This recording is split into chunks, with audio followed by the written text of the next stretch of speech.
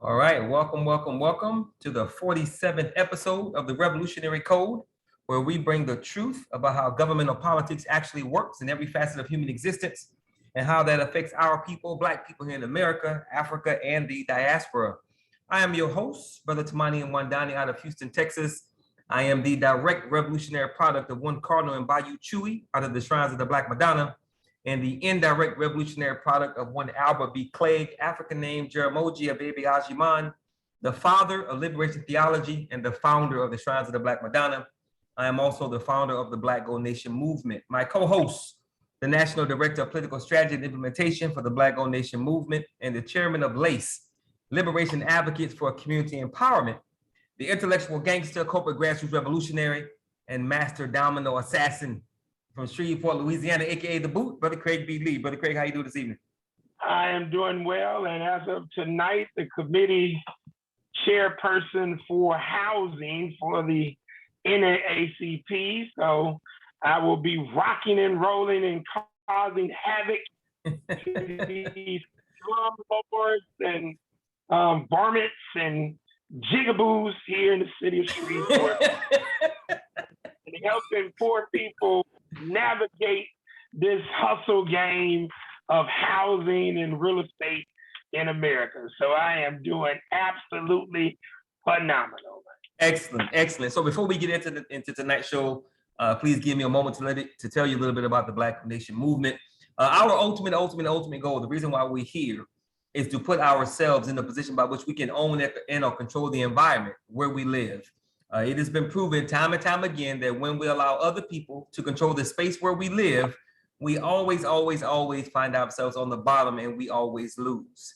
Whenever we allow other people to control any aspect of the systems within that space, regardless if it's the political system, the economic system, educational system, agricultural system, political system, security system, whenever other people control it, we always find ourselves on the bottom or on the losing end of everything. So, since we no longer want to be on the losing end, since we no longer want to be on the bottom, we have come to the amazing conclusion that we need to be in control of our space and everything in it as much as possible. So what we're trying to do via the Revolutionary Code and every single thing we do in the Black Gold Nation movement, we are trying to bring our people together to find the right Black people who are ready to do something.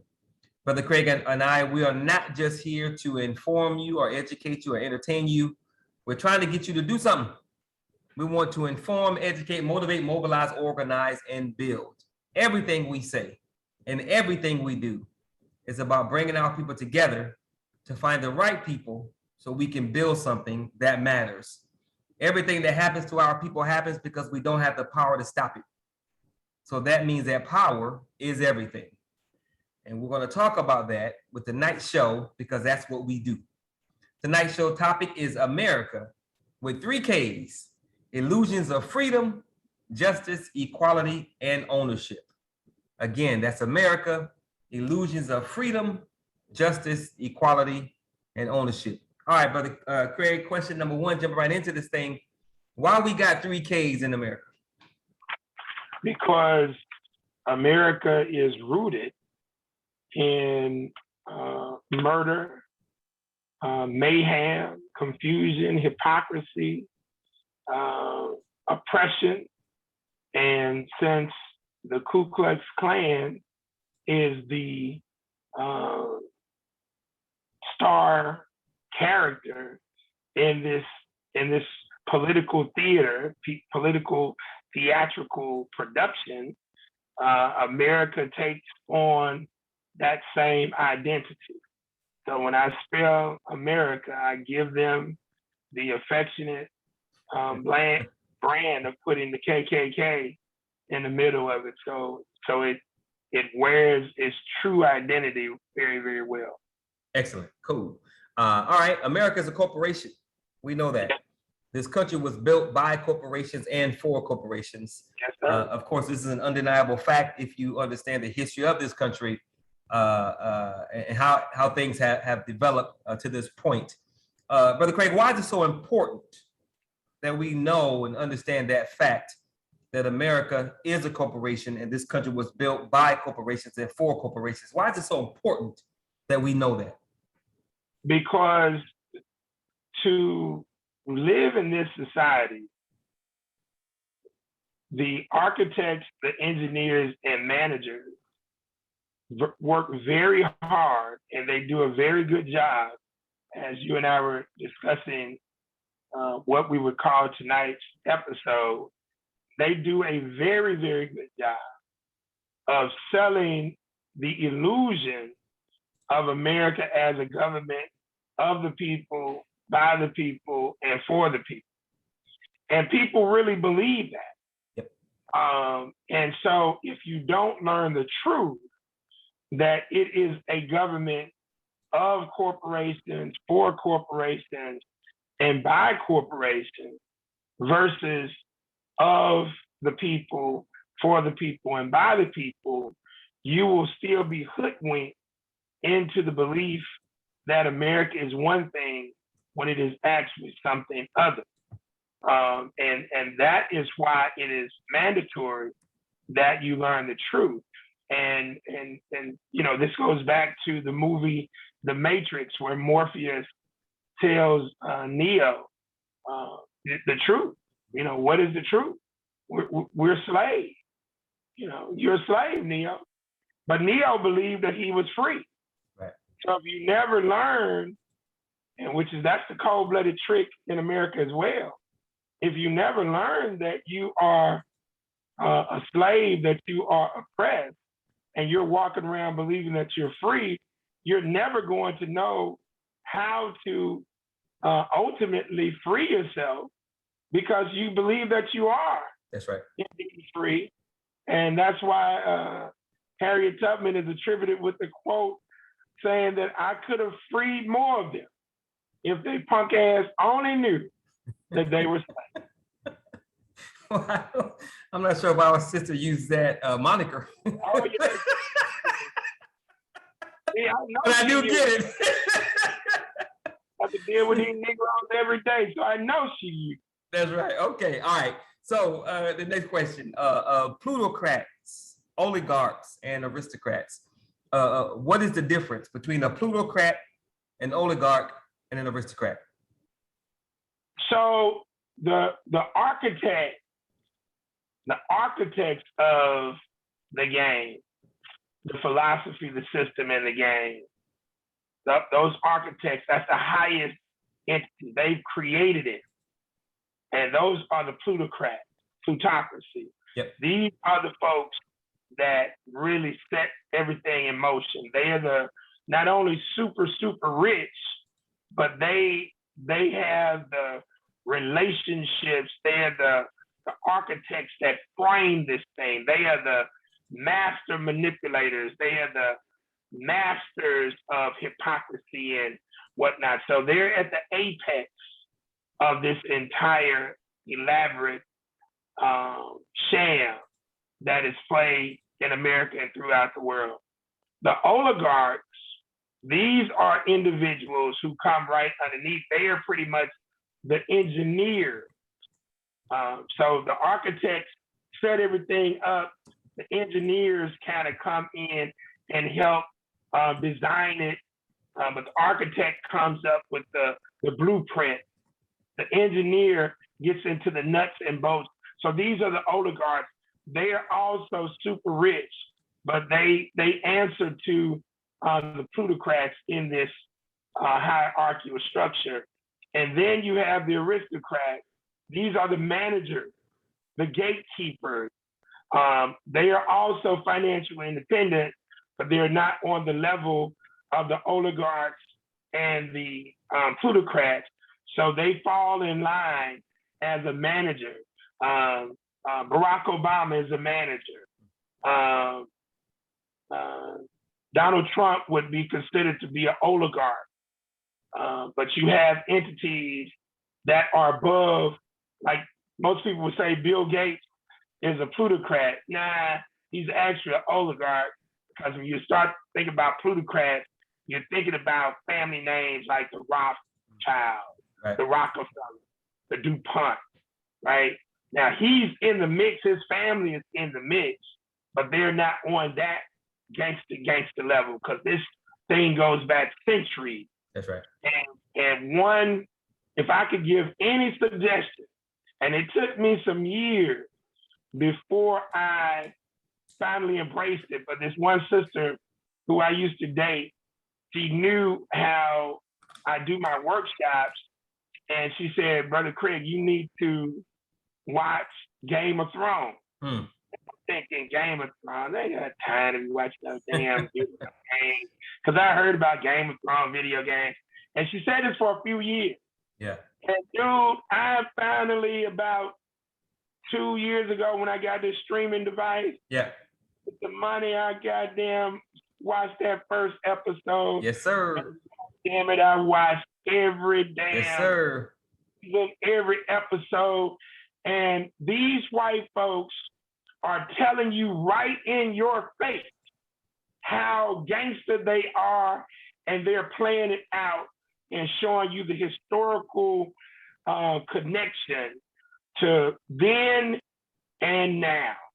And I recommend you go through, not only watch it, but study it as a curriculum, take notes, and then put all this together, because we're going to get into some subject tonight, like mortgage and land ownership, and you're going to learn where the term landlord comes from, who is king, who is God, all of these particular things.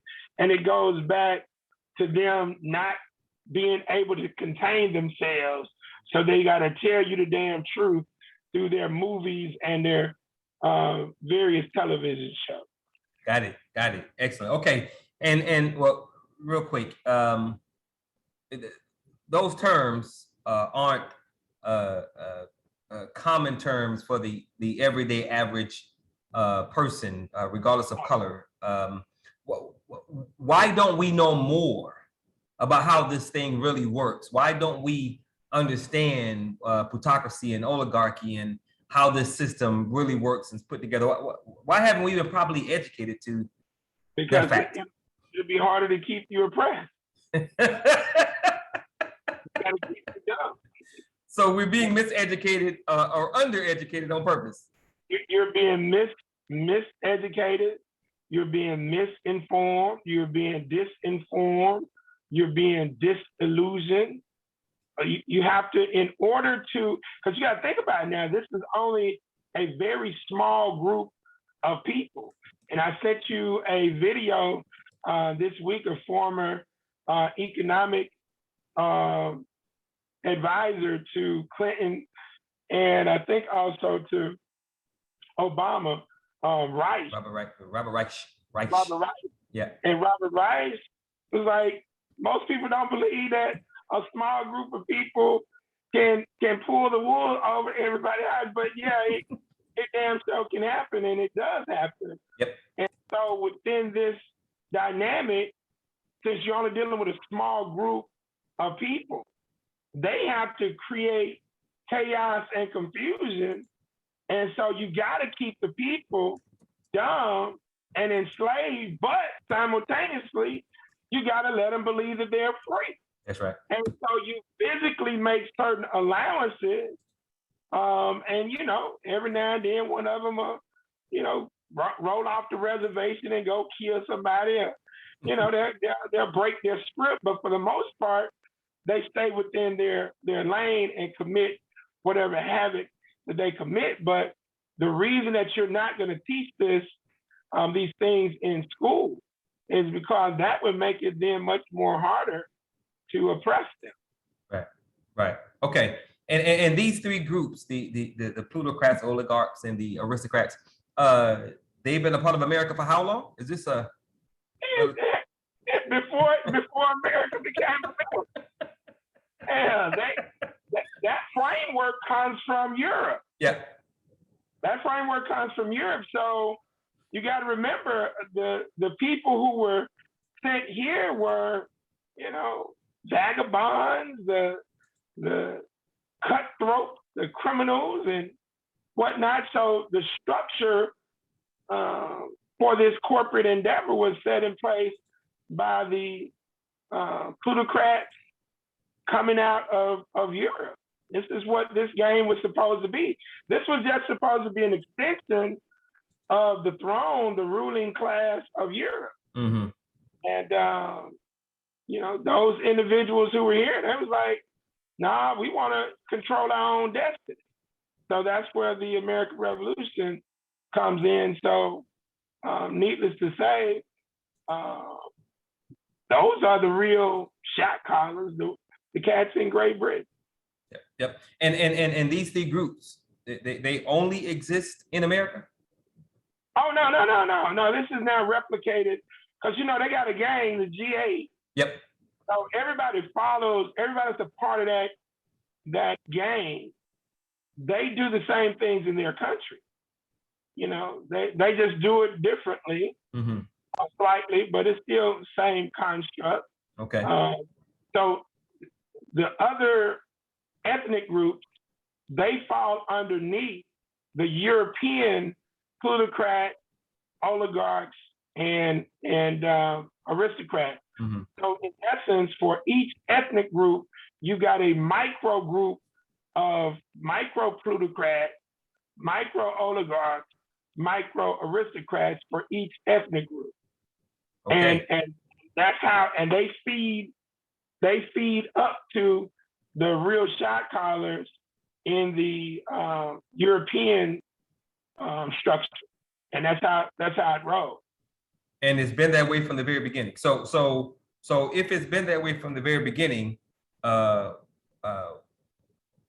does that say about the Constitution and every man being created equally? And it's all an illusion. Again, you're giving people the illusion of certain things because they know, the architects, the engineers know, that they're going to do everything it takes to prevent what is on paper from coming into fruition.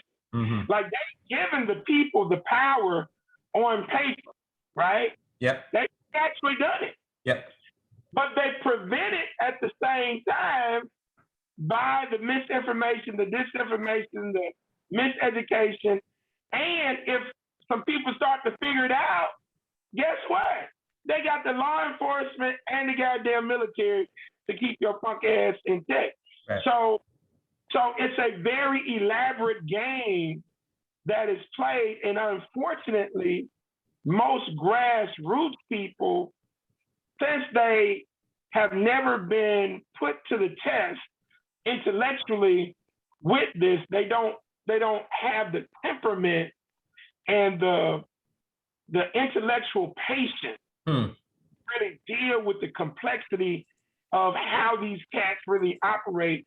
So when grassroots people go at them, they always go at them with a frontal attack, and that's how they always get their ass to out the front.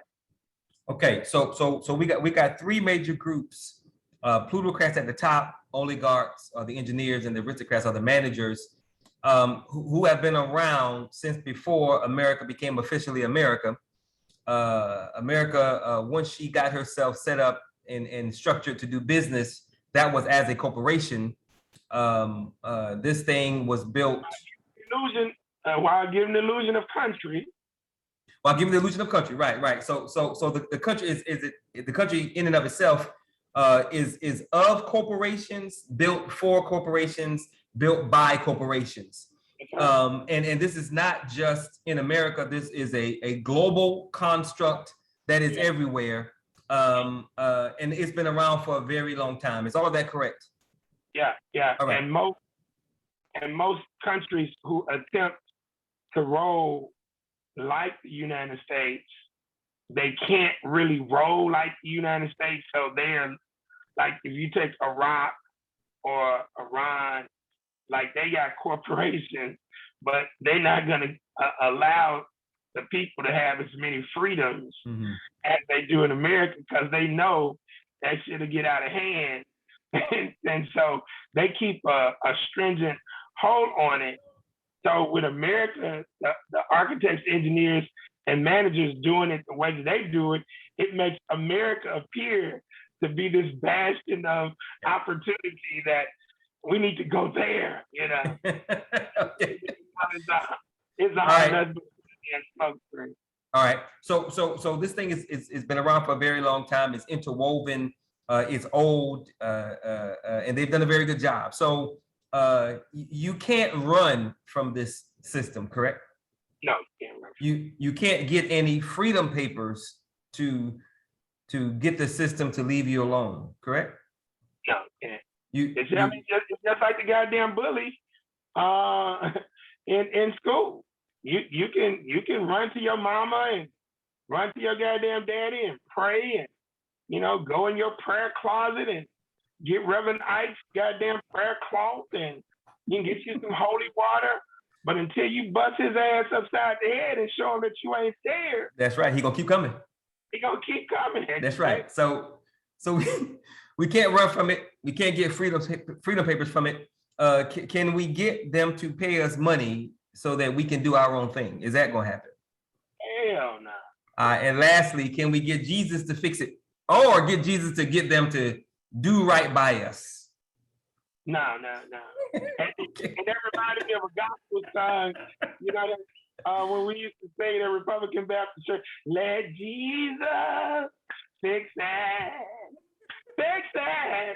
Now, Jesus ain't gonna fix this, baby. You're gonna have to do this goddamn work.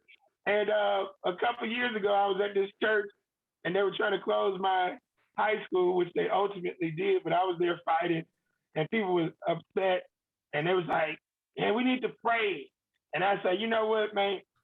I say, listen, y'all need to get off your knees, get in the game and start making it happen. Because who needs a goddamn extended vacation? I said this in the church. It's Jesus. Jesus is tired. That's right. Either y'all want him at the casinos to let y'all win the damn lottery. Y'all want him at your job when you don't want to work. You want him with you when you don't want to study for your test. You want him to work out everything between you and your damn husband. And what Jesus is tired. He's tired. Okay. All right. So bringing the pseudo solutions that our people promote and push to other melanated Black people. Let's add some titles to that. Trying to run from white people, trying to leave America and go someplace else. Why doesn't that work? I mean, how is it gonna work? Because at the end of the day, let's put this in perspective. Come on. Okay, if you're gonna go to Africa, how you gonna go to Africa? Get a plane ticket and fly. But before you get a plane ticket, what else do you have to get? Passport. Who controls that? The government. You mean to tell me you can't determine whether or not you get a passport or not? No, not without their assistance and or approval. You goddamn right. So just for your punk ass to even be able to leave, just to leave, they got to give you approval. Right. So that don't work. Okay. So, but let's say they got to get your passport. Now you got to get on their damn plane. So now you leave and go to America. I mean to Africa. Yeah. What you gonna do? You wasn't doing nothing in America. I guess you're gonna get a job and work. Oh, they ain't got no Walmart and nothing over there like that. Ain't none of them jobs. Oh, you got to be an entrepreneur over there for real, baby. You got to grind over there. You gonna have to make something. Like if you go to Jamaica, I love Jamaica because, bruh, they could be great salespeople if they came from Jamaica over here, because they'll never take no for you.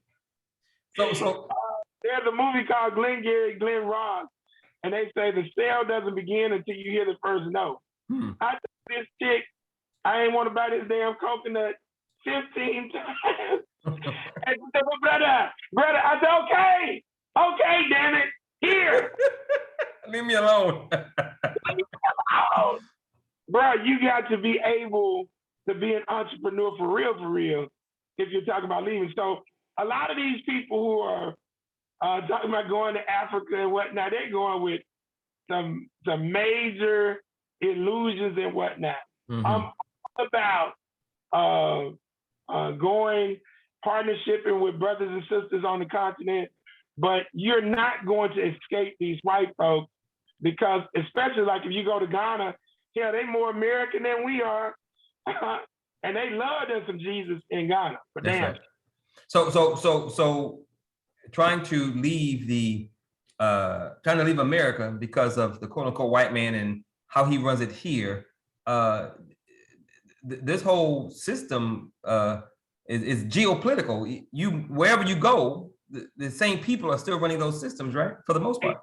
Exactly. And most, I mean, they got people in place in Ghana, people in place in Nigeria. I mean, so it's, brother, you got to, the only way that you're going to navigate in this system is through the mobilization and organization of like-minded grassroots people, period. Yeah. And you're going to do that under the guise of those 6 pillars of empowerment: spirituality, organic, right, culture, education, economics, socioeconomics, and politics.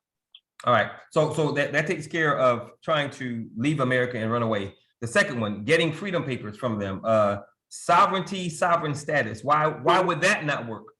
Because again, you are property of the United States. They're not going to allow you to be sovereign. And even if they did allow you to be sovereign, that means you would have to produce your own goddamn currency. You have to have your own hospital. You have to have your own infrastructure. You have to have your own damn land, because you're not going to be sovereign on the land. And these Negroes be making these moral arguments. Well, our people were already here morally, so you need to leave. They just bust a cap in your ass. We're really, they can just let you talk on social media until you just get out of hand. Mm-hmm. But other than that, they just bust a cap in your ass and be done with it, because they're not going to undo the gangster infrastructure that they have in place just to appease a few people who don't want to engage in battle.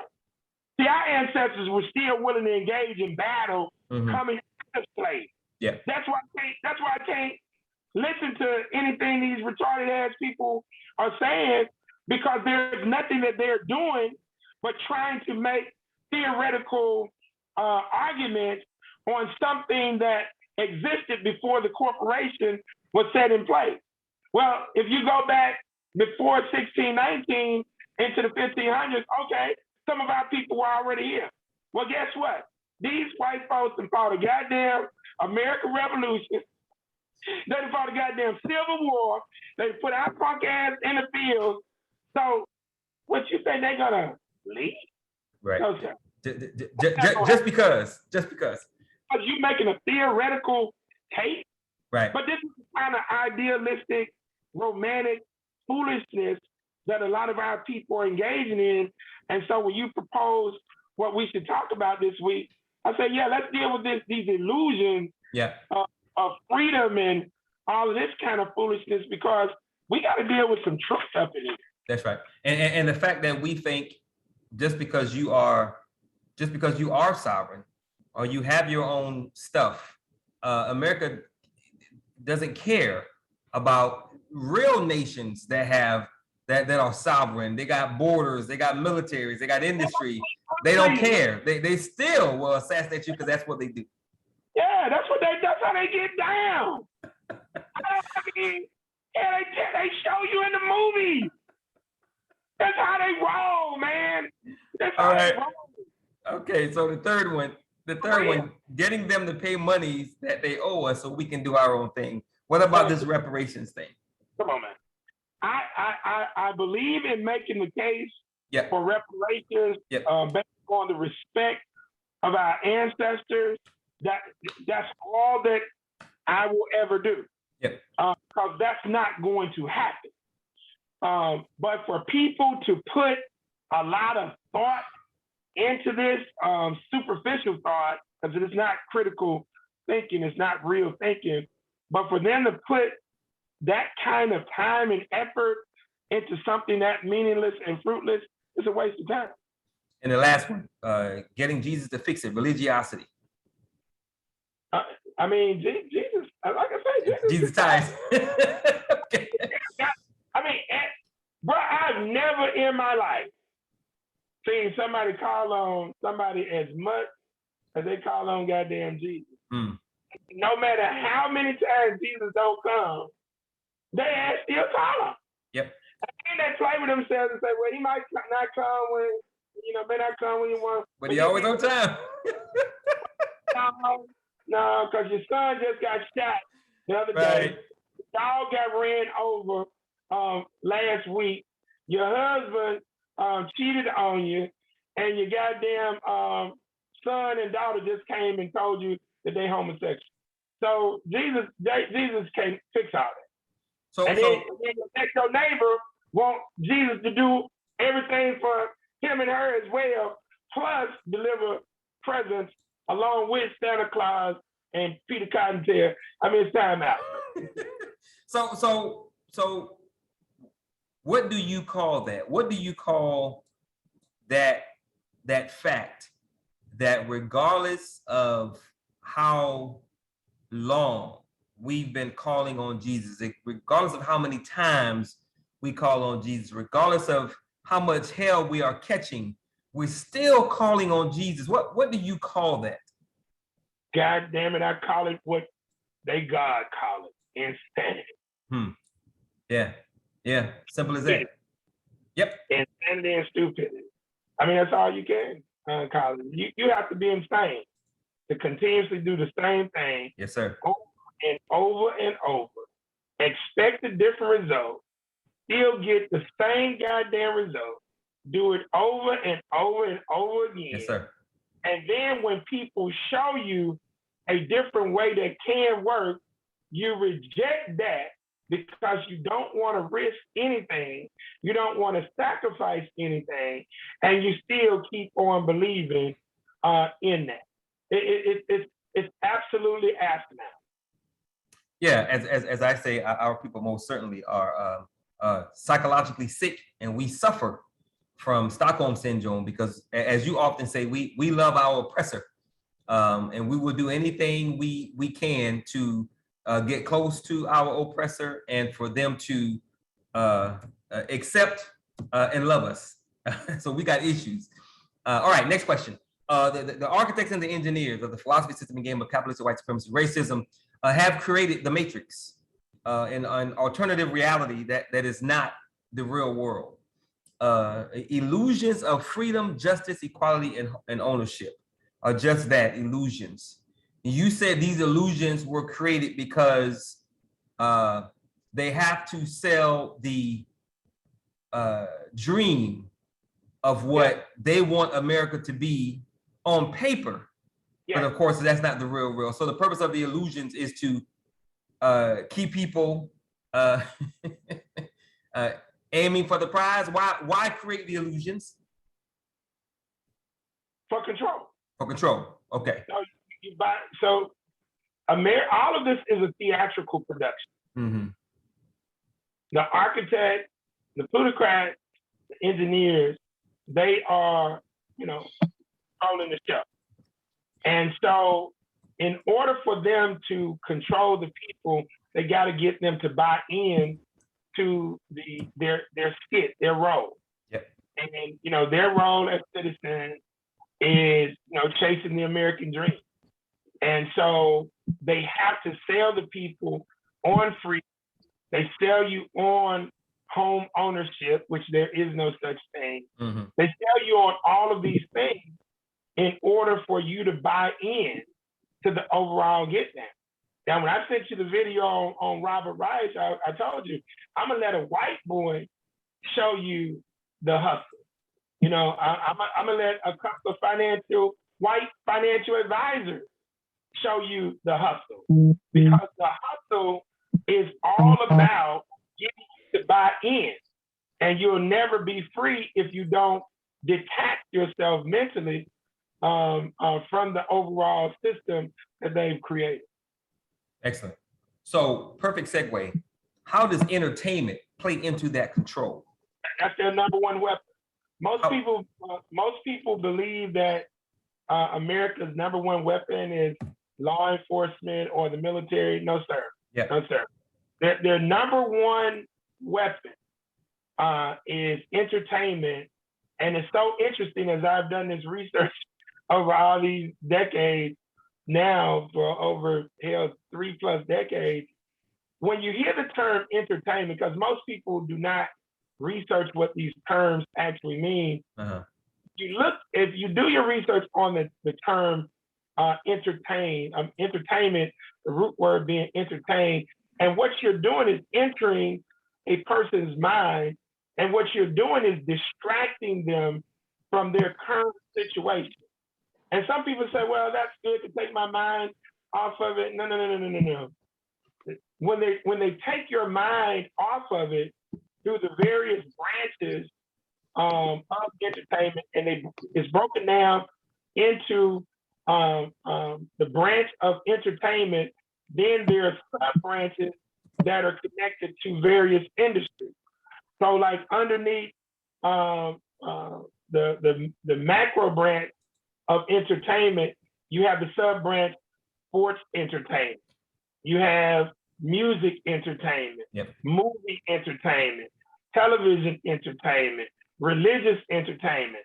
So see, everything that is a part of your life, every facet, they're going to create a branch of entertainment and put entertainers there that now become the influencers for you to purchase products, to purchase services, to distract your attention away from what you need to be focused on.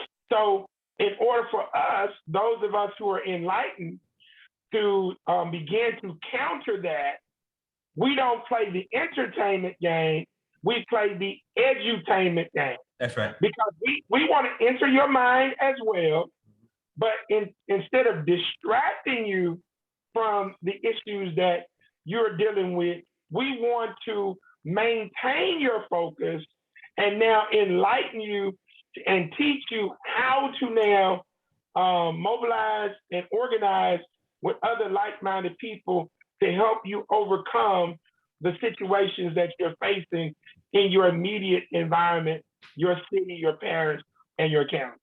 So for every entertainment mechanism that they have to control people's minds and lull people to sleep, you're saying that we absolutely must have a counter to their entertainment with our own edutainment. Yes, sir, because we don't live, this is not a one-dimensional philosophy, it's not a one-dimensional system, and it's not a one-dimensional game, it's multidimensional. So you gotta attack them as they're attacking you. That's right. So in order to attack them, it's like in boxing, you have counterpunching. Mm-hmm. So boom, a person throws a left at you, you now throw a right at that person. That's right. You figure a way to flip that punch, underneath, duck, back up, or whatever, and you counter with your own punch. That's what we have to do as well. Yeah. What has happened typically with grassroots people, they just disengage, and they're all anti every goddamn thing. That's right. I'm not going to the club.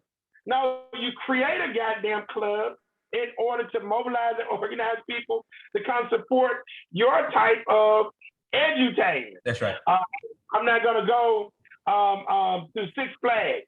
No, you create your own amusement park in order to attract folks there, and you educate them around Afrocentric things. That's right. I wouldn't have all them goddamn rides and whatnot, but you come up with things that can counter what they're actually doing so that you can attract the interest of the people and then begin to enlighten them. Same with, because the best example, like in sports, is Muhammad Ali, right? So they had Joe Frazier, they had, what's the cat he beat for the title at first? George Foreman? No, not Foreman. The first cat he beat. He was the. What was their brother's name? When he had him on the mat. Sonny Liston. Sonny Liston. Yeah. So Sonny Liston worked for the mafia and all of that. So he was the white dude's Negro. That's right. So here you have Ali now being cultivated by who? The Nation of Islam. No, by Malcolm. The nation, Okay, all right, Malcolm X, I'll take that. nation didn't even believe in having athletes, right? Okay. But Malcolm saw the benefit in cultivating our league with an enlightened mind, because if he could then win the title, it gives who a national platform? Malcolm X. Malcolm and the nation. That's right.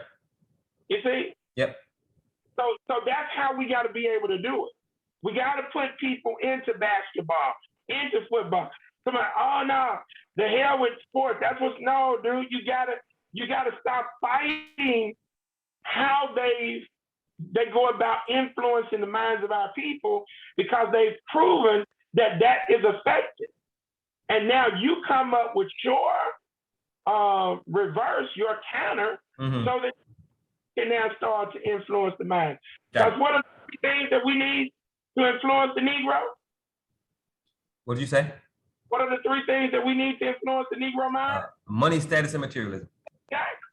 All right. So in the intro, when I'm mentioning some of your accolades, I say the intellectual gangster, corporate grassroots revolutionary, and master domino assassin. Dominoes, like chess, is a very intellectually strategic game. Yes. What makes you a good domino player? What makes you a domino assassin?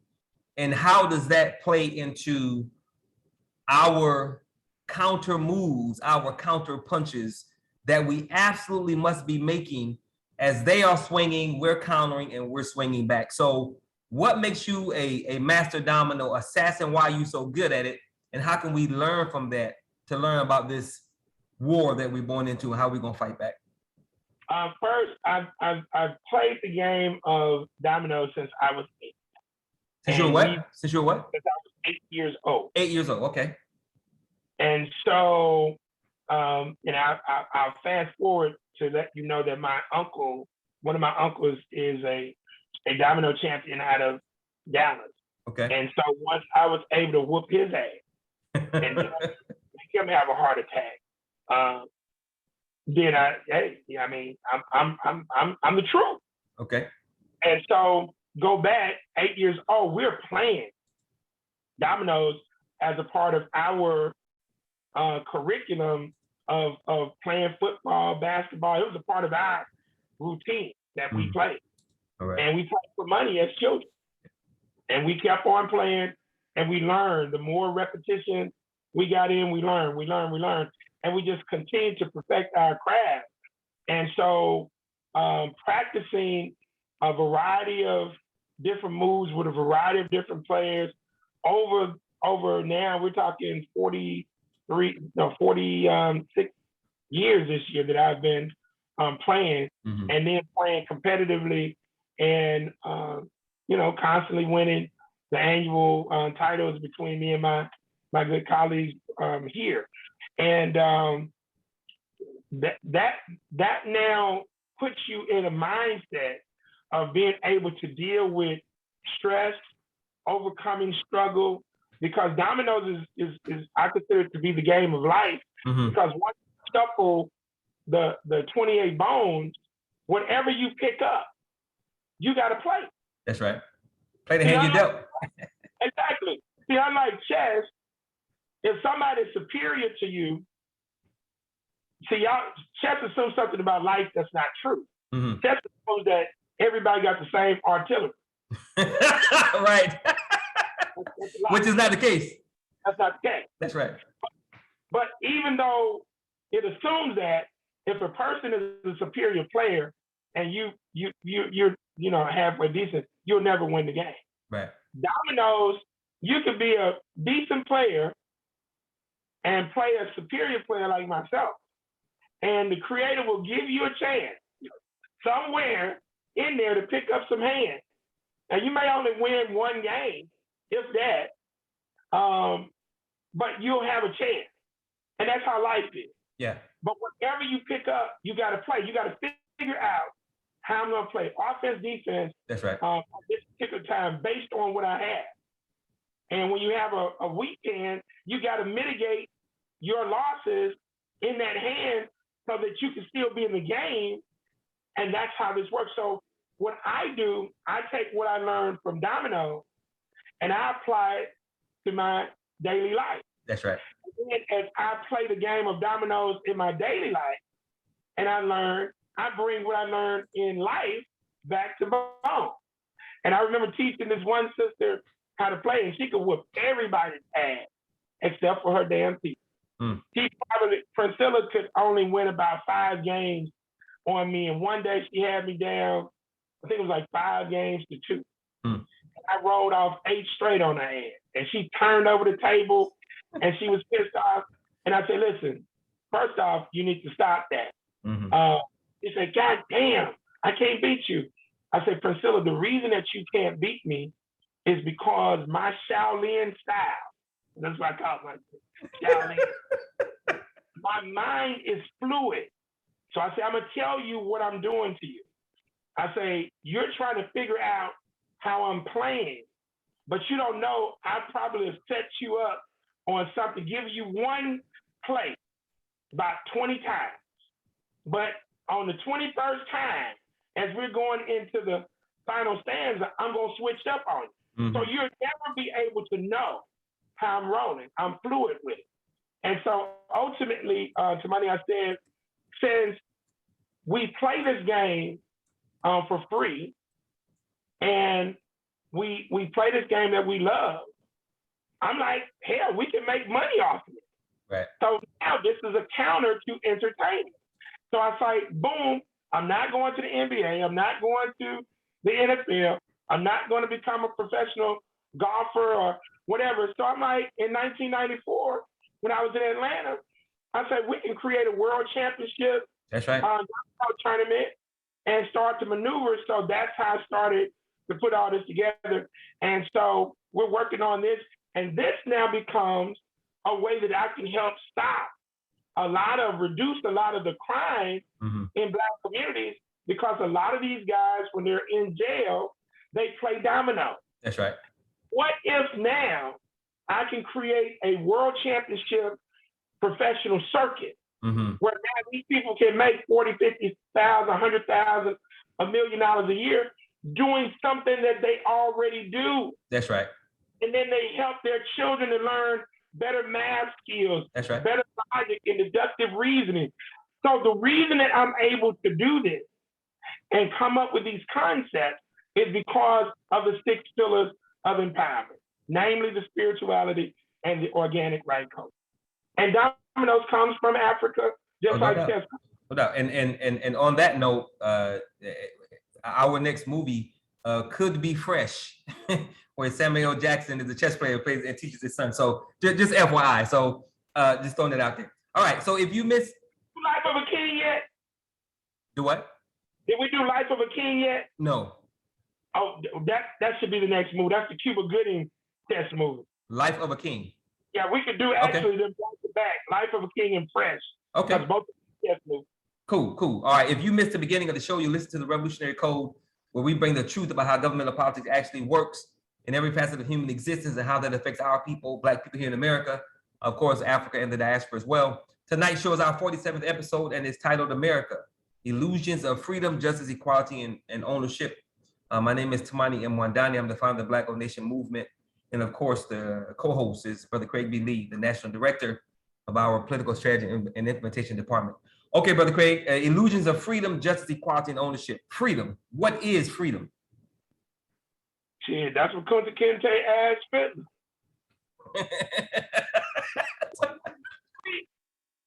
And Fitler asked him, what is freedom? What is freedom? Freedom is the ability to define yourself, the ability to have control of your mind, the ability to tap into your life's purpose, the ability to become who you're supposed to become. You know, Ralph Ellison said, and I love his quote, when I discover who I am, then and only then will I be free. Right. So until you embrace spirituality and organic right culture and then embrace education, but there's no way you can be. Right. Because remember, power, as Dr. Wade Nobles defines it, the ability to define reality and have others respond to your definition as if it were their own. So part of freedom is having the power to be able to determine reality. That's right. If you don't have that power, you can't be free. That's right. And how do taxes play into this freedom misnomer? Taxes? Yeah. Oh, well, I mean, hey, bro, this whole game that they set up is based on taxes.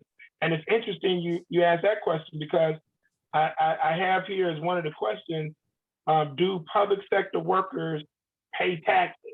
Mm-hmm. Like if you're a teacher, right. Police officer, firefighter, do you actually pay taxes? And when I pose this to those individuals in those occupations, hell yeah, we pay taxes. And then when I have to tell them, no, sir, you don't pay taxes, you recycle tax revenues that come in from entrepreneurs, corporations, and their employees. No, goddammit, taxes come out of my check. I say, sir, I know taxes come out of your check, which give you the illusion that you're paying. Right. But you're not paying, because the only way that you can generate the currency or the revenues to perceptively pay, you got to get the revenues from somewhere. Right. And police officers don't generate tax revenue. In order to generate revenue, what must happen? You must do what? Go to work, sell something? You got to sell something, right. goddammit. Right. You got to sell a product or service. That's right. So what product is police department selling? It's supposed to be security, protect and serve. That's what it's supposed to be, depending on where you live. Now, they're not selling it. They are being hired to do it, but they're not selling it. Now, a private security company, sells their security services. Uh-huh. Now, a police officer can work a private sector deal with somebody as a private security person. But when they're on the clock for the city, those revenues are coming from businesses and individuals who work for the businesses. That's how those revenues come. Yep. Right? Yep. So that is very paramount. And if you don't ever understand that game, again, you can't be free. Right. Because you gotta understand how this works. Same with a mortgage. You ask the person, when will you own a home or own property in America? And they say, when I finish paying my mortgage. So when I tell them, no, you'll never own a home, never own property, they look at me like, nigga, what are you talking about? I'm like, because you will always pay taxes on that real estate. And if you don't pay taxes, the government now comes and retrieves That's right. your after you paid off the goddamn mortgage. For all those years. So do you actually own a home? No, you don't. Right. You own a damn home. Yeah, and you when you're born, there's a process of payment when you're born, and when you die, you have to pay death taxes. And throughout your life, you're paying taxes, and you can never really own anything. So that is not freedom. That's not freedom. And of course, not being properly educated as to how this system really works so that you can free your mind. Since it doesn't exist that way, your mind isn't free, which means you can't be free. So there is no freedom. Not in this system. Not in this system. Okay. And just like, your second largest purchase outside of a house is a vehicle. Right. I ask people, do you actually own your vehicle? Yeah, I own my vehicle. No, you don't. Yes, I do. No, you don't. You have a little bit more leverage with the vehicle than the house because it's movable property, but you still don't own it. Why? Because you must register your car on an annual basis or biannual basis by the state. So you got to have inspection stickers and all of that. Now I own my car. Okay. try to goddamn drive your vehicle without proper inspection and proper tag. Watch what happens to you. Try to drive it without, when they pull you over for your inspection sticker and your tags being out of order, and now they run your, they say license, registration, proof of insurance. Don't have your goddamn license. Don't have insurance and registration. And don't have your license. Your shit gonna get towed. That's right. That's your right. Shit gonna get towed, and you ain't gonna be able to get it out until you verify that you've now gotten these particular things. That's right. Yeah. And if you do go and get it out, believing that you still can drive, because it's gonna have that sticker on it. That's right. Until you get that cleared away, you can't drive that vehicle. That vehicle, right? Okay, So, I got it. Vehicle. Yeah. Okay. Wait, what'd you say? So who owns the vehicle? Oh, the government, or that governing entity. But they let you do what? Drive it. Oh, sure, and you're gonna pay for it forever. And then they let you do what for the house? Pay for it. That's right. That's a cold-blooded game, boy. It's a hell of a system. Okay, so illusions of freedom, justice, equality, and ownership. We just dealt with freedom. We dealt with ownership. Justice. What is justice? Shit, just All right, Richard Pryor.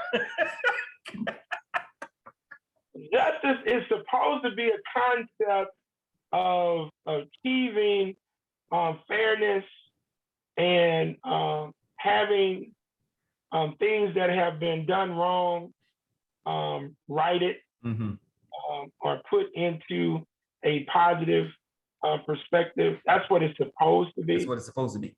But again, in this system, it's only an illusion.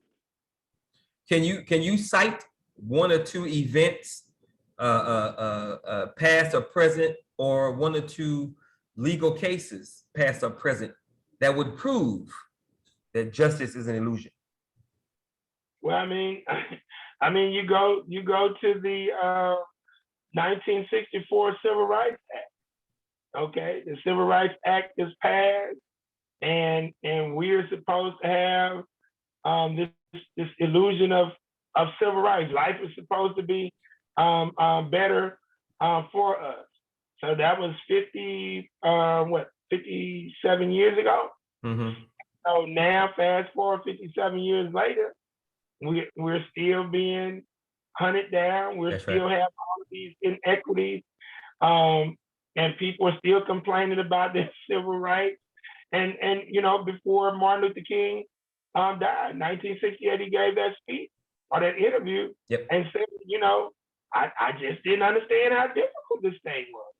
I thought we get these legislations passed, the 64 Civil Rights Bill, the 65 Voting Rights Act, and the 68 Housing Bill, and voila, you still got people still living in fifth world conditions today. That's right. You still got all of the inequities that exist via the voting. So, I mean, those are three primary things right there. Right. That we are supposed to be benefiting from at this stage of the ball game. And we're simply not. Yep. All right. And lastly, equality. How do you define equality? No such thing. That means that everybody has the same. Everybody has an equal share of something, and that doesn't exist. Period. That won't even exist in the world that we put together. You see, the fight has to, the push has to always be for equity, not equality. A female woman will never be equal to a male or man. A male or man will never be equal to a female or woman. That's just how life is designed. Now, when it comes to rights and privileges and whatnot, we can put that on paper, and we can work to ensure that happens. But guess what you have to have in order to ensure that those policies and privileges and laws are properly enforced? You got to have ethical, righteous people. That's right. Making that happen. That's right. Well, that's why the shit will never happen. No, it doesn't matter about the law. The law can be what it is, but people are in positions so they determine what they will and will not roll with. And mostly all of this is based on relationships. Right. If you ain't got a certain relationship with a particular person who is over a department, that person is not going to roll with you the same way that they would roll. Let's say Nauru has a relationship with you and you work for the DMV and you can fix a few things on his record. Mm-hmm. Okay, I don't have that same privilege that Nauru has. Yeah, Nauru probably got $5,000 in flags and tickets because he's been driving around dirty in Oakland and whatnot because he be rolling with the Crips and the Bloods out there. And so here I am. I go in try. Nauru, man, my boy hooked me up. He's telling me he got damn, let me go get the hookup. Right. And then I'm there, man, somebody's like, nigga, I don't know you. because you don't have the relationship with me.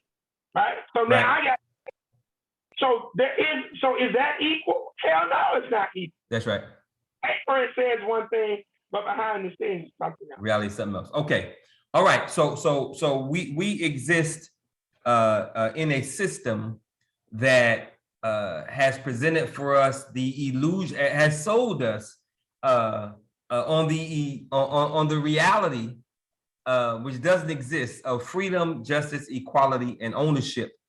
And the persons that have done this, they have done it on purpose because their motivation is to have us, the populace, buy into a vision or a dream or a reality that does not exist, so that we won't organize, mobilize, fight back, so that we can have our piece of the pie. Okay, so, and this thing has been going on for a very long time, since before America was America, and when she became America, she was America of corporations, by corporations, and for corporations.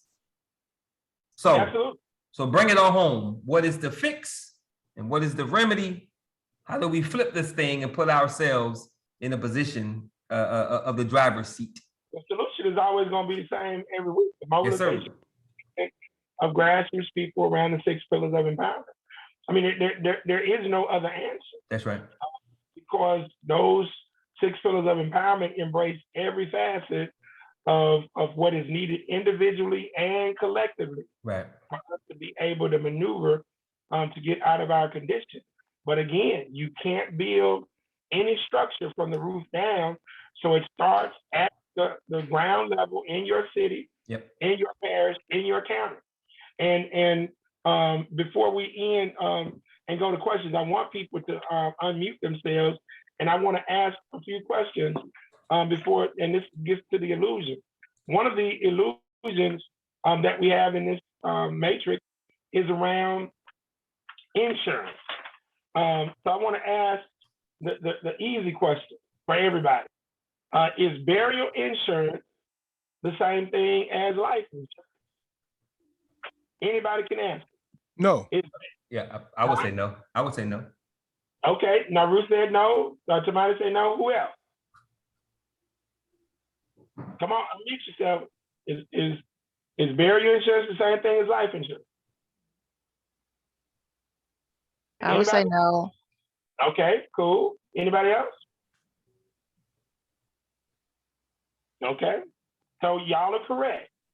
So what percentage of our people do you think have life insurance versus what percentage have burial insurance? Not nearly enough have life insurance. So I'm gonna have to say much more have burial insurance, if that. Older people primarily would have either burial or life. Yeah. A lot of these young people ain't got a goddamn. That's right. And that's one of the easiest ways that you can pass resources down to your damn children. That's right. Because what do we know that is a given? You gonna die. You gonna die. Guaranteed. You gonna die. say you gonna die. That's right. Absolutely. Your punk ass is gonna die. So why wouldn't you pass the resources on to your children? All right, so now Rue, you got that right. So now let me ask you a little bit of harder question. Staying in the life insurance range. Is there such a thing truly as whole life versus term life insurance? Well, that's what they call it. But is that real? Well, I wouldn't call it whole life. They've actually started to change some of the language in that terminology more recently, and they don't always call it whole life. But you know, life insurance is when it's not term is an investment, and you can draw money off of that. That's one thing you can't do with term. Yeah. So there is a difference, but it's I wouldn't call it whole life, no. And now why wouldn't you call it? I'm see if you can get this. Why wouldn't you call it whole life? I like now, Real, you got some. You're plus right now. Why wouldn't you call it whole life, brother Naru? Because it doesn't affect your whole life, bro. I mean, it's just a portion, of what you need as a whole person. To me, that's what I feel. So it's just a financial portion, but it doesn't have anything to do with your health. It's not gonna pretty much take care of your children and everything like that. So I don't, we have what you call whole life insurance, and when I've had term, and I have insurance for my daughter. So okay, so now let's say you live to be 110. Let's say you live to be 110. A long time. Would your insurance policy still be in place? Not if it's term, it wouldn't. It depend on that. The whole life, in terms of whole life. Would it still be in place if you're 110? The one we have, yes, but a lot of them do not. Okay. Now, this is why I asked this question. Boy, this is beautiful. Naru, you wouldn't have insurance at the age of 110.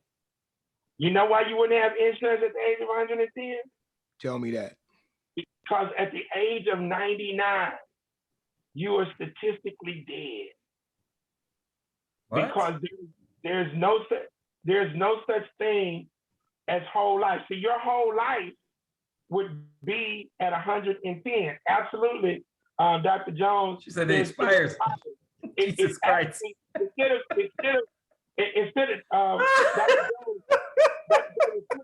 it being called expires. Wow. Wow. It's called it endows. At the age of 99, whatever the face value for your policy is, let's say y'all got a $500,000 policy. At the age of 99, your face amount, 500,000, is now going to be equal to the amount of premiums that you paid in, and so they're going to cut your check for $500,000. But now, at the age of 110, you live to be 110. See, all insurance is buying discounted dollars when you don't have the money early on. So if you say you want to establish a $500,000 estate at the age of 30, they make an assessment and they say, okay, now Rue, you pay $80 a month for your whole life. And so you're thinking you live to be 110. But at 99, they're going to send you a doctor. And they're going to say, like, Naru, you're dead. So why am I bringing this up? Whole life is nothing but long-term term, extended term. Term is basically 5, 10, 20, 30 years. Some of them got a little bit longer, but that's all whole life is. Most people, because this is based on actuarial tables, so you're not buying an individual policy, you're buying into a fund. True. And based on when you bought it, the group of people at that time, they pretty much say, now your ass to probably live, you know, decent health, good health. Your ass is there to be 85, you know. Then you're supposed to be up out of here. Okay? But your vegan eating ass. I was about to say you gotta factor it in there. Now who's gonna be around? And then you'd have messed up the goddamn game. You know? So it's like, here, Negro, cut this check and go on about your business. But I give you that example now, Ruth, simply because it's one of the ways that this country operates to give false narratives. Illusion, right. That's right. But you're absolutely correct that you can borrow against whole life, and you can't do it against the other thing. Oh, and the last one, this is a good one. Oh, this is a great. I'm gonna see if y'all can get this. Can you donate a body part like a kidney, a lung? Can you donate a body part? Are you using the word donate on purpose as opposed to give? Yeah. Can you donate or give a body part? Yeah. Yes. Okay. Is everybody in agreement with that? Well, it says that you can give them on your card, you know, if you sign up for it. Exactly. The answer is yes.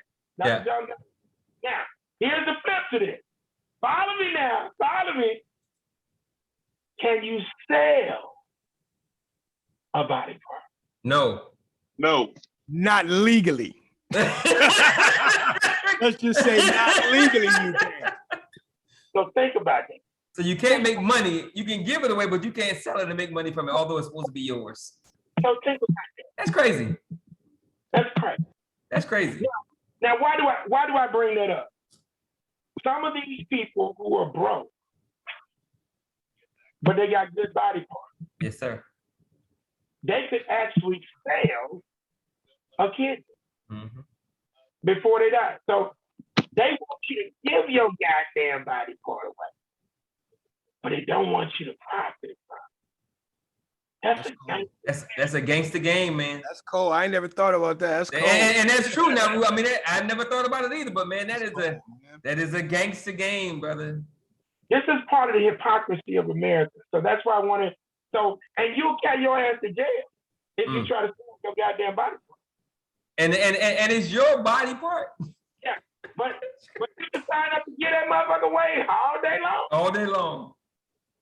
All right. Wow, That's great. that's And cool. so y'all ever watch the movie 7 Pounds by Will Smith? Yeah, I've seen that. Yeah. That's what that movie's about. He gave these body parts away, but he did it, you know, legally. But he was analyzing everybody to see if they're a good person and whatnot, so they could get his eyes. And, but now if he tried to sell them, they would have put him in jail. It would have been called 7 years.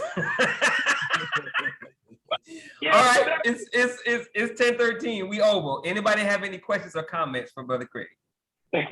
Yeah, you know, always. Come on. After Brother Naru, of course.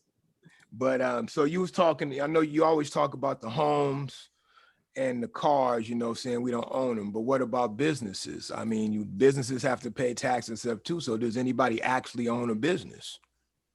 So I'm glad that you asked about that. A business is a corporation. A business can be structured as a corporation, but a business is also a person. Yeah. If it's so a corporation. When we're talking about taxes, the business you own, but you pay into those particular taxes based on your income. But the premise of what I'm talking about are products that now deal with the premise of ownership. For example, Naru, you're on that mic that you're looking at right there. Do you pay for other than sales tax that you paid that one time?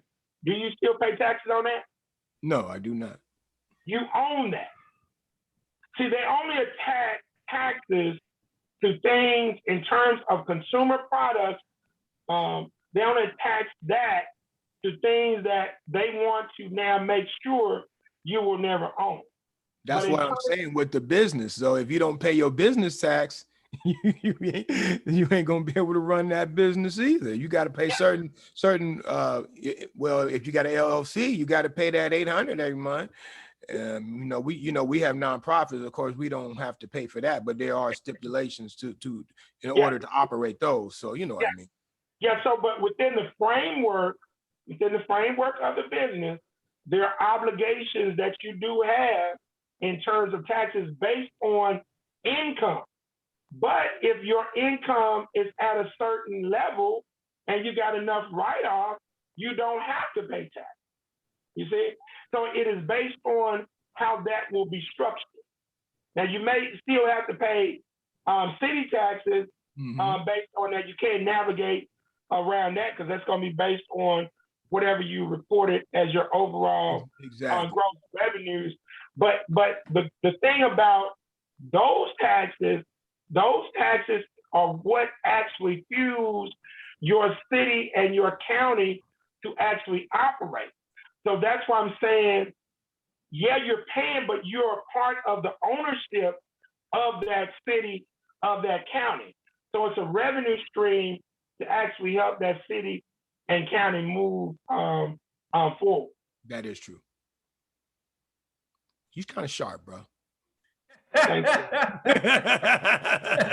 All right. Does anybody else have a question or comment for Brother Craig before we close this thing out? And Naru, to this point, if you run across poor people who are paying rent, okay, one of the things that rich people try to hit poor people on is like, shut your goddamn mouth. You don't own real estate. You're not paying taxes. You're not paying property tax. I want you to be able to tell people this. That is a lie. You're not directly paying property taxes, but indirectly you are. How are you indirectly paying property taxes, Brother Naru? Because you pay taxes in the city on everything you buy. There's a city tax. So if you putting that in, I would assume you are contributing to the city's funds. Well, not the sales tax. I'm not talking about that. You just talking about sales tax. But I'm talking about actual property tax. A renter doesn't directly pay property tax, but they indirectly pay. How do they do that? Oh, because they're paying the owners, and that's how they get that. Yeah. Exactly. I thought you said somebody homeless, bro. I'm like, The renter, through his rent. Oh yeah. The leaseor generates revenue, and from that revenue, he pays what? The property tax, without a doubt. So how is he able to do that? Through the renter paying the goddamn rent. True. But see, if the renter doesn't understand these concepts, you see what I'm saying? He can be, or she can be viewed as a vagabond, like, shut up, we don't want to hear from you. And this is what has gone on in Europe, and this is what goes on here. Because they want to see people's names on deeds.